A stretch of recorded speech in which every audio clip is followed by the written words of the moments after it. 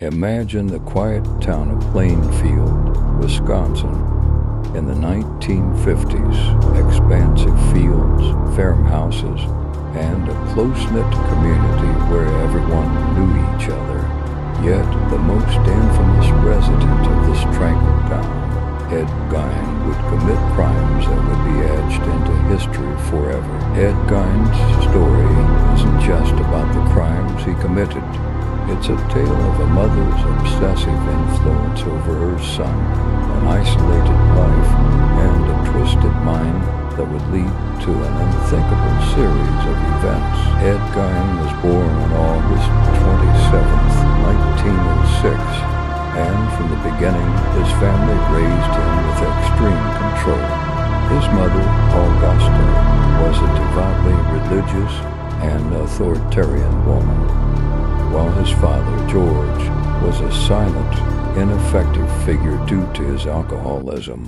Augusta wanted to protect Ed and his older brother Henry from what she viewed as a corrupt world, isolating them and instilling rigid religious teachings. In Augusta's worldview, women were sinful and immoral, and society was decayed and depraved. These beliefs were ingrained so deeply into Ed's mind that, over time, he began to see the world through his mother's eyes. Ed held an almost worshipful love for Augusta. In his eyes, she was both a teacher and the only trustworthy person. Augusta, for her part, used this influence to mold Ed with her own convictions. This intense protectiveness and isolation would ultimately drive Ed to a distorted perception of reality and a warped existence. In 1945, Augusta passed away, and her death shattered Ed's world. It was as if he had lost a part of his own soul along with her. However, this loss unleashed Ed's repressed desires and dark emotions. He kept Augusta's room untouched, as if trying to keep her memory alive. But this was not enough. A few years later, Ed began visiting cemeteries at night, digging up graves and removing bodies.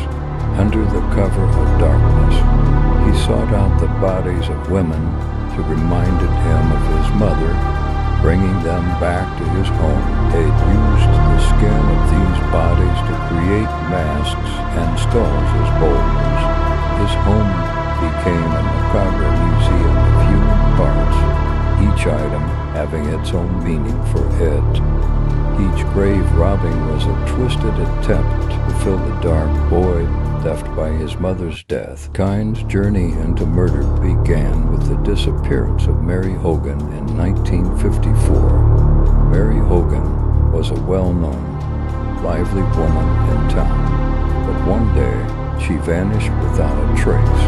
Gein may have chosen her as a victim because she reminded him of his mother or because he saw her as sinful. By 1957, the town was rocked once more.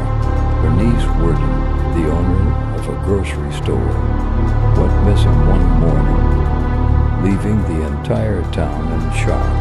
The investigation led directly to Ed Gein. When the police entered his home, they uncovered a scene that would be forever seared into history.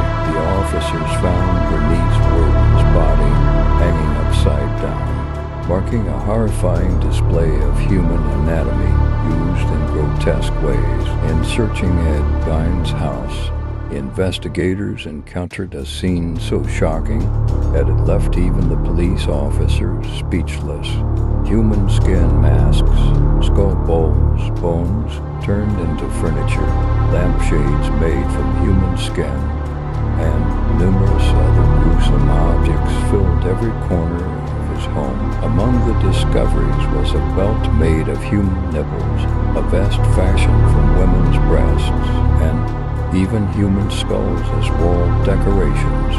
These weren't merely trophies, but rather attempts by Gein to preserve his connection with his mother's spirit in a tangible, horrific form. to everyone who witnessed it, Gein's home was no longer just a house. It was a nightmarish display of psychological collapse and morbid creativity. It seemed as though Gein was trying to resurrect his connection to his mother through these macabre artifacts. Ed Gein's trial became a nationwide sensation, revealing the depths of human depravity.